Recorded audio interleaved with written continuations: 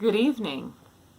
How many of you can relate to this? It's after work and you come home and you sit on the couch and you don't want to move. And you think to yourself, oh, I should go to the gym, or I need to make dinner. And your body says, oh, it feels so comfortable, let's just stay sitting on the couch. And your brain will say, oh, we can just order DoorDash and have them bring the food. We don't need to make dinner. Or your brain will say, you don't need to go to the gym tonight. You can always just do that tomorrow. Well, this is a technique that my son taught me that has helped me a lot. He taught it to me about a year ago, and I have lost 35 pounds since then in that year. And it stops you from thinking and moves you into action. And it's very simple and easy. And if you start moving with it as you say it, you will start accomplishing and doing all the things that you love and you've been wanting to do.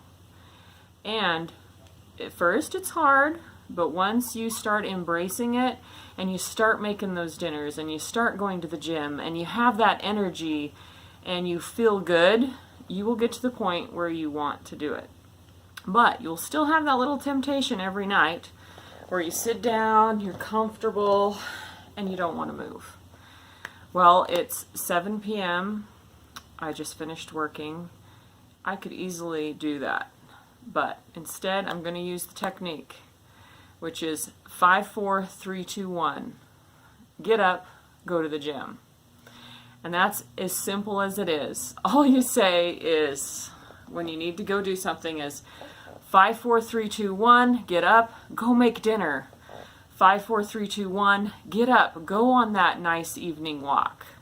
Then you can come home and relax and have your body stronger, have more energy, be accomplishing and doing the things that you want to do from the real you, from your soul. So, without any more, 5, 4, 3, 2, 1, get up, go to the gym. Woohoo! I'm going to the gym.